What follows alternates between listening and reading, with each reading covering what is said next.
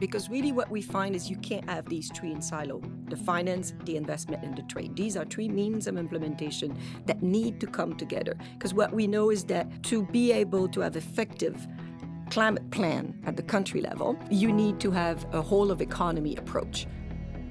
Hello, this is the Weekly Tradecast, a podcast brought to you by UN Trade and Development. I'm Sarah Toms.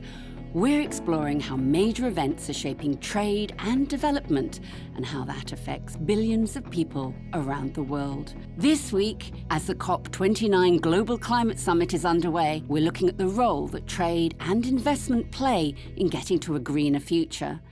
Making trade cleaner and greener is vital to achieving global climate targets, as around a quarter of all emissions come from the production and distribution of goods and services. At the same time, large-scale investments are needed to move to cleaner, greener energy, cut emissions, and adapt to the adverse effects of climate change. This year in Azerbaijan, the COP29 summit will dedicate a day to climate finance, investment and trade. Well, for more on all of this, I'm joined now by Chantal Line Carpentier, an agricultural and environmental economist. She's the head of UNCTAD's Trade, Environment, Climate Change and Sustainable Development branch. And she cuts her own carbon emissions by recycling and biking to work. She also competes in ultramarathons and Ironman competitions. Well, welcome to the show. Chantal Line, trade is a contributor to climate change, but it can also offer solutions for a greener future. How do we minimize these negative effects of trade that we all know about while focusing on the positive changes? Good morning, Sarah. Shipping is a large part because 80% of the goods that we trade are through sea. So there's two easy solutions, right? You reduce the route that the shipping is going, or you change the fuel that is used, which is not fossil fuel. So that's work is ongoing there. The second part is you reduce the emission embodied in those products that you are trading. And that is mostly 76% of the embodied carbon is through the energy that is being used in the production of those goods. So when you talk about the opportunity, you can reduce the route, you can shift the fuel for the shipping industry, and you can help decarbonize the electric grid in countries.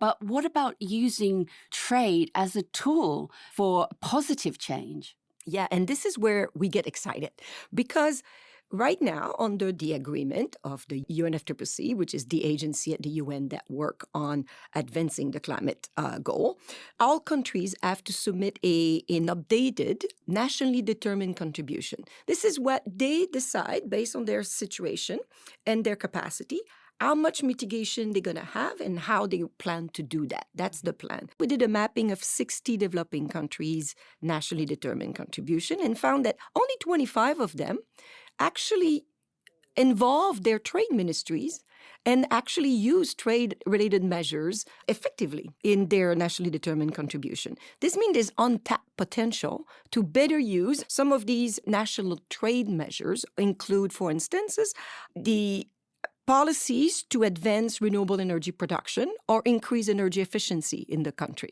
The other one are to take advantage of new value chain or expand value chains that are sustainable and take advantage of the increased demand for decarbonized products and therefore advance the sustainable development at the same time. So now we're using these findings to help all countries, providing a guide for policymakers on how to use these policies. And I'll give you an example. Say you are in Morocco and you say we're subject to high heat and that is decreasing our GDP, gross national product, because the productivity of our workers is decreasing because of the heat. How could we have more efficient cooling system? But we don't produce those. Then you look at your tariff line for importing those cooling products and you say, oh, this is a very high tariff line. Should I reduce it? Or should I try to produce that cooling system? Or if I don't have the capacity or the high enough demand to be competitive to produce that cooling system, maybe I could gang up with my neighbors and together we can produce it in a way that is efficient, effective, and then we can meet that demand. Now, if you reduce that tariff line, trade revenue is high for developing countries. It's a large part of the government revenues. So you say, okay, now I've reduced my revenue. Is there a way to increase revenue somewhere else? One is through more export of the green or sustainable good.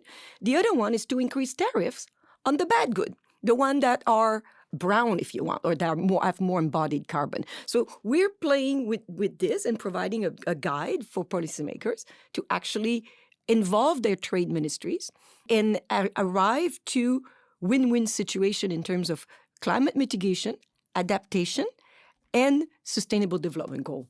How is the trade and investment landscape changing then with the green transition? And how are these shifts reshaping the global economy? Well, there's two ways. One is we saw in our World Investment Report last year that investment in renewable energy has tripled. Sadly, however, this investment is not going to developing countries mostly. So we need an increase of influx of renewable energy in these countries. And there's various ways to do that. And one of the ways that we're doing it is to collaborate with the COP presidency on their Baku initiative on climate finance, investment, and trade dialogue, where we will help with the multi-stakeholders involved. How do you create special green economic zone where you can attract investment in renewable energy so you could decarbonize the production in those countries? The second part of the answer, as the urgency for carbon mitigation increase, countries are increasing their ambition, including the EU and many other countries. And as they do that, they tend to migrate from regulation and standard to carbon pricing.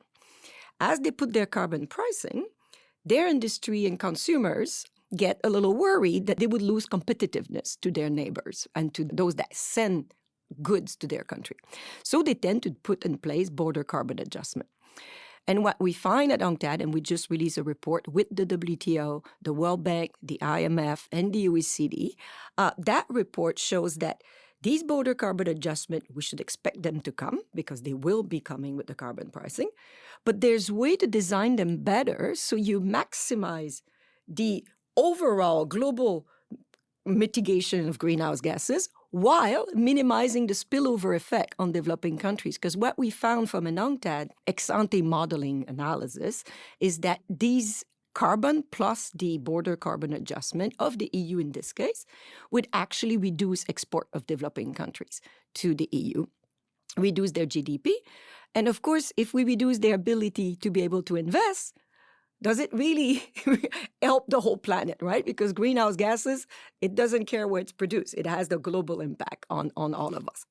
What is UN trade and development bringing to COP29? And what are the biggest points of context and action that we're seeking to drive home in Baku? They're, of course, aligned with the Secretary General's priority, which are increase the magnitude of financing to support the decarbonization, especially in developing countries. The second one is helping the ambition of the nationally determined contribution through, of course, financing, but also through trade and investment as part of the measures. Because really what we find is you can't have these three in silo: the finance, the investment, and the trade. These are three means of implementation that need to come together. Because what we know is that to be able to have effective climate plan at the country level, you need to have a whole of economy approach. So we will have the launch of the Baku initiative at COP29 with 5 major pillars. The first pillar is to increase investment. Second one is dialogue and exchange of best practices.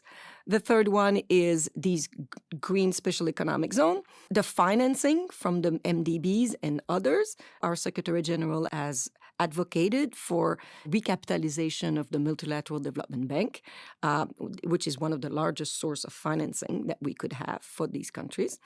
And then finally, place for dialogue. Well, Chantal Line, as you said, cooperation is vital, but we aren't on track, are we? And what are the incentives for countries to actually collaborate together? That's a very good question. Actually, it's $1 million question, Sarah. So last year, instead of decreasing, the global emission have increased by 1.3%. And the estimate are that we need to reduce greenhouse gas emission 9% per year between now and 2030, which we've never done. So clearly we need to reduce the emission. What's the incentive? Well, most estimates show that because of extreme weather event, because of heat impact on productivity and on both labor and agricultural productivity and others, the global GDP, the global revenue is planned to reduce by 1.5% by 2040 and 3.9% by 2060.